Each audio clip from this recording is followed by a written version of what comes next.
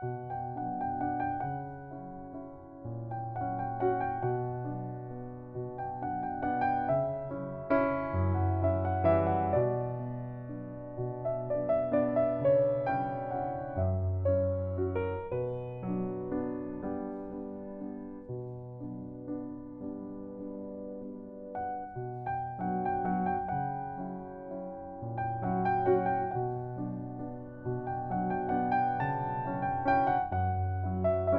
je l'ai connu à Montmartre, quand j'habitais donc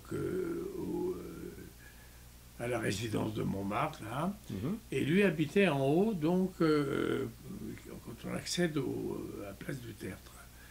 Et donc, je l'ai connu comme ça, et j'ai surtout entendu parler de lui, parce que pour moi, c'était non seulement un très grand monsieur, mais en plus quelqu'un qui est capable. Vous savez, il a fait une émission à la télévision avant de mourir, il parlait de Jean Cocteau et tout, et il a dit, Cocteau m'a appelé, je l'avais vu avant, il m'a appelé, il m'a dit, il y a un problème entre nous, je suis amoureux de vous. Alors donc, venez tout de suite, c'est terrible, c'est très bien. Bon.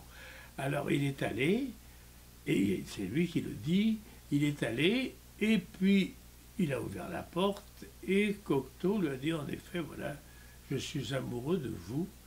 Et moi j'ai dit, moi aussi, mais j'ai fait par arrivisme. Ah, parce que je voulais, et donc quelqu'un qui est capable de ne pas essayer de se faire voir sous le meilleur jour, c'est quelqu'un de très bien. Et vous l'avez vu jouer au théâtre quand même, vous? Oui, je l'ai vu jouer au théâtre, je l'ai vu jouer particulièrement dans la pièce à l'Athénée, où il avait été puis à la Comédie Française. Là, je ne l'ai pas vu, la Comédie Française, parce que c'est là où il est descendu habillé en romain, qu'il a foutu une baffe à l'Obro, je ne sais plus qui là. D'accord. Hein, et il est remonté ensuite habillé en romain pour continuer le truc sur Racine. Et c'est très dur après qu'il est descendu dans la salle, parce qu'il a sauté dans la salle. Ah, carrément. Il a sauté dans la salle, il a foutu une baffe, et il est remonté pour continuer à jouer en romain. Ah, mais ouais. personne n'y a cru, parce qu'il n'était plus romain, là, il était descendu dans la salle. Bon, tout le monde sait que tout le monde venait pour ses genoux. Hein. D'accord.